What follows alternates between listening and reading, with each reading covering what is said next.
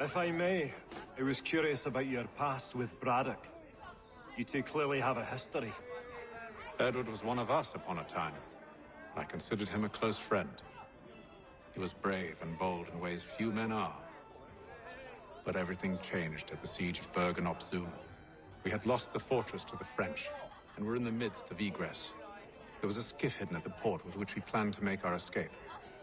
As we drew near, a young man and his family came upon us, begging for safe passage. I consented, but Edward refused. The young man called him Craven then. So Edward killed him and all the rest.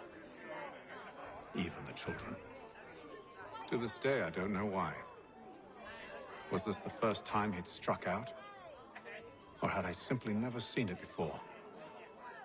Either way, things were never the same after that. We campaigned together a few more times, but each outing was more disturbing than the last. He killed. Enemy or ally, civilian or soldier, guilty or innocent.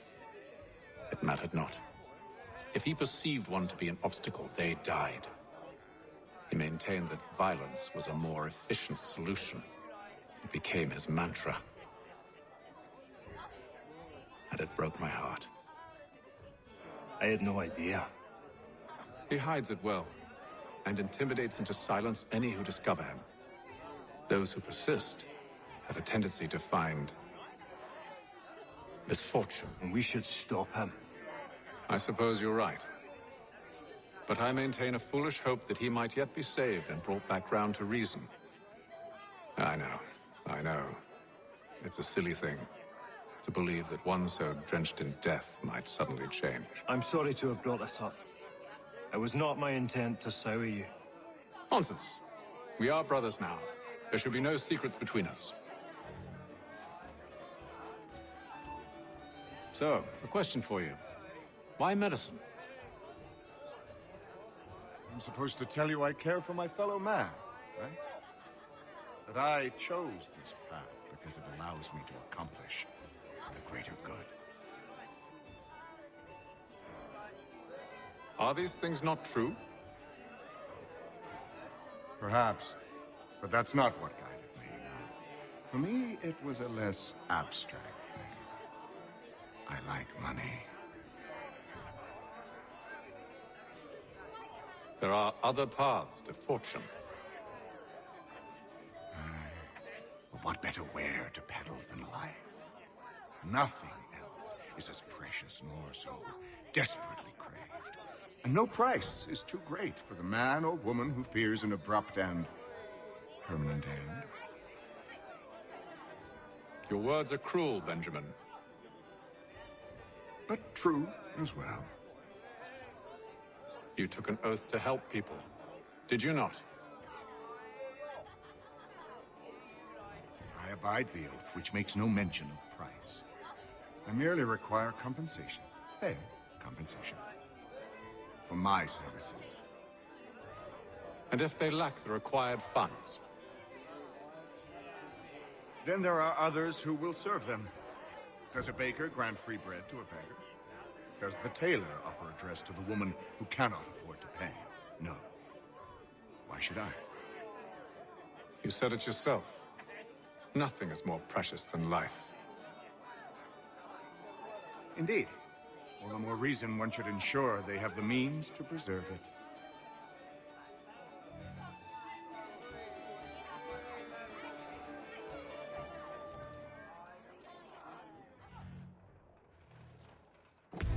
Gentlemen, I believe I found the solution to our problem. Or rather, Odysseus has. How do you? Are you a new guy? The Greek hero, you lobcock. Allow me to explain. We enter Silas' fort, under the pretext of kinship. Once inside, we spring our trap, free the captives, and kill the slaver. Dodgy. I like it. Then, let us begin. First, we need to find ourselves a convoy.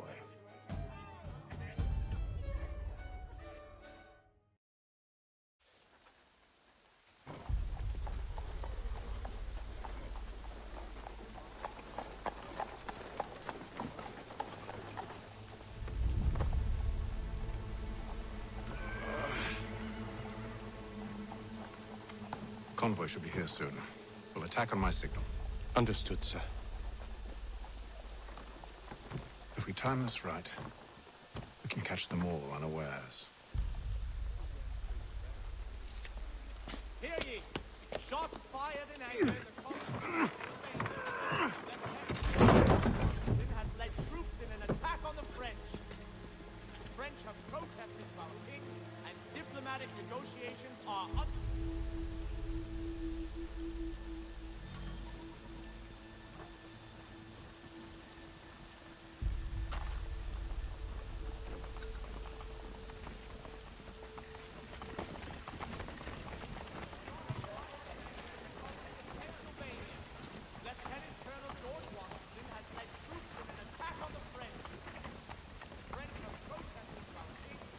Is this? underway. 1,000 pardons, sirs.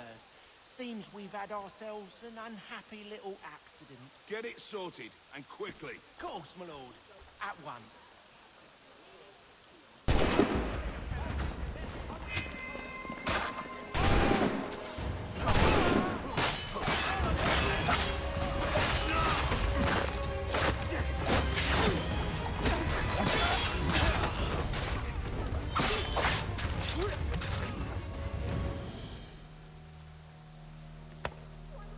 Charles, you and William serve as vanguard. Let no man reach us. What about me? You and John will follow from a distance and keep watch over us. I'll signal you when I have need of your services.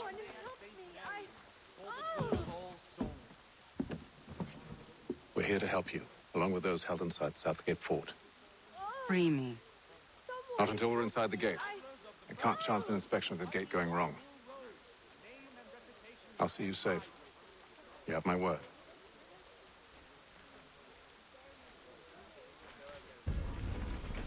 Do you know anything of Silas' operation? How many men we might expect? The nature of their defenses? You must be rather important to him if you were given your own escort. Sir, we've enemies ahead. Shall I engage them? No. Let Jonathan and Thomas take care of it. As you wish. I wish you'd trust us. Though I suppose it's only natural for you to be wary. So be it.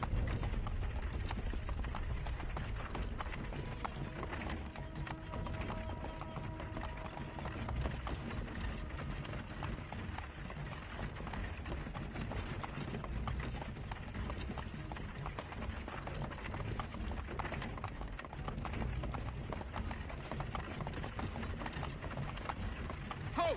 Identify yourselves! Where is Lieutenant Jones? What's the meaning of this?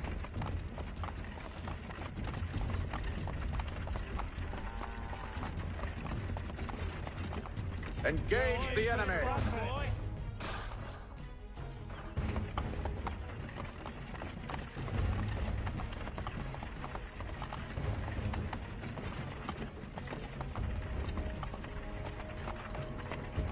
Goddamn dog! Let no man reach us! Looks like you're to meet the Reaper.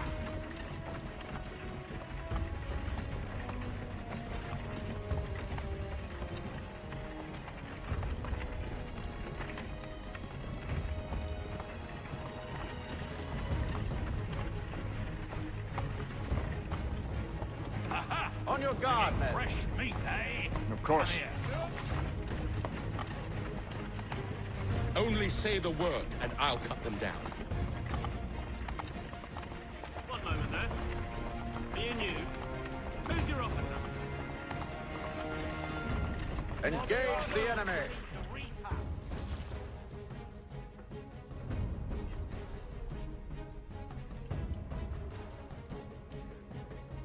All clear!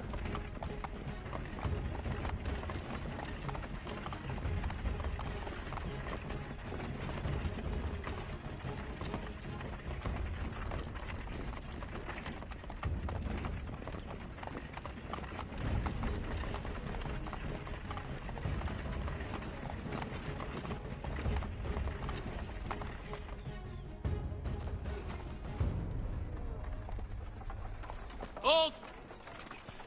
Evening, gentlemen. State your business. Delivery for Silas. Go on then.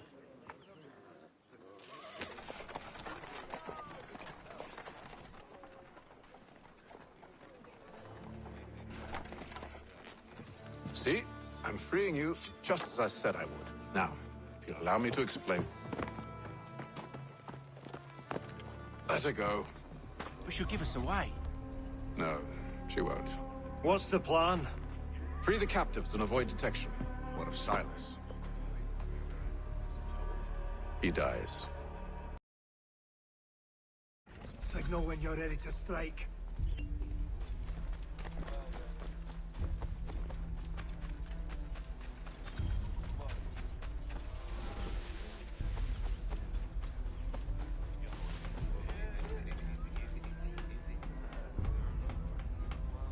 Are you here?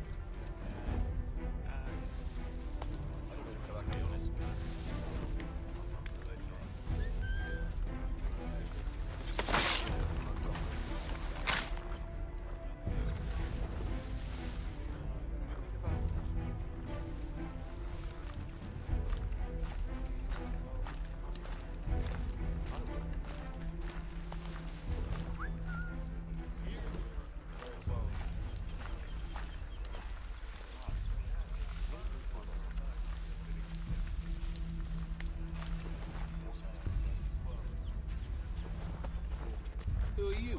I don't follow. Lieutenant Wilkins? No.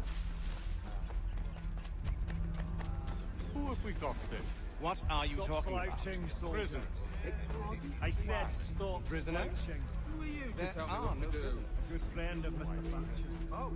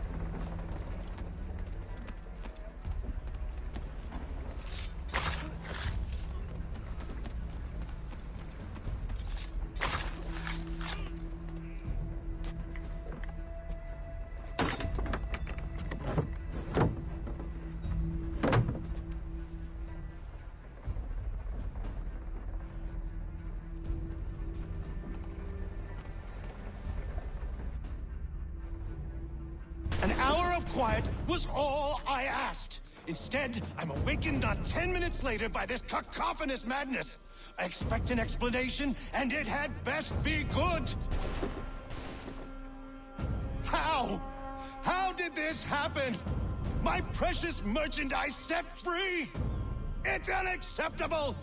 Rest assured, I'll have the heads of those responsible, but first we clean up this mess!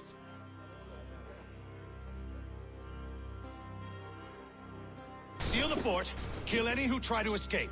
I don't care if they be one of us or one of them. To approach the gate is to be made a corpse. Am I understood?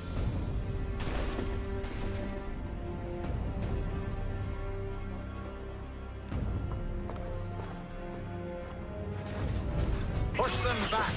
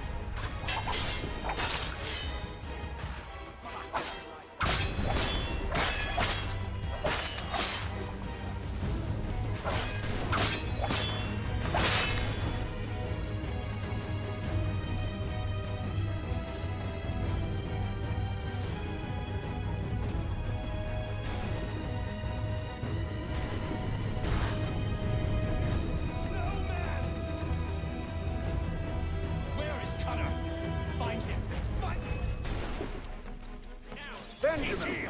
Stop the glad to have you with us. I could use some help. Intruders! All of them!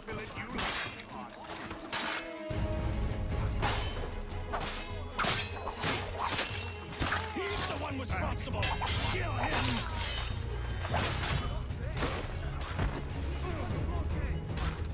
The Order stands united. Kill the intruders! All of them!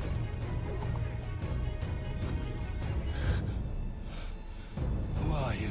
Name's Hatham Kenway. You don't know me, but I believe the two of you are well acquainted. I made a promise to you, Cyrus. One I intend to keep.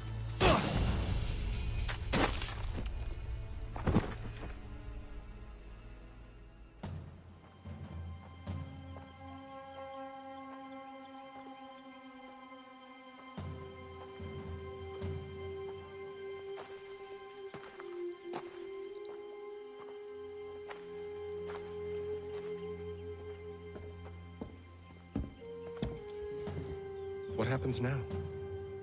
We wait. But not for very long, I suspect.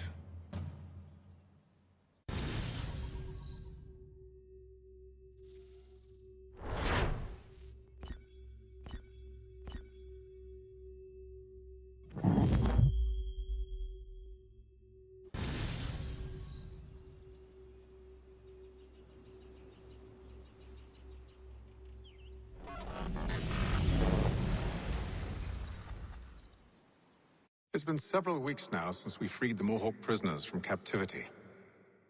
I had hoped their leader might make contact, but there's been only silence. My men grow restless. They want to know what comes next, and I do not have an answer. Lee alone remains active, pursuing leads, however slight. He stalks the city streets and scouts the bordering woods, hopeful that he might make contact with one of those we saved. There was a woman there that night. It was she who helped the others to safety. If we can find her, I believe I'll have my answers. So, I watch and wait, hopeful that my true mission might finally begin.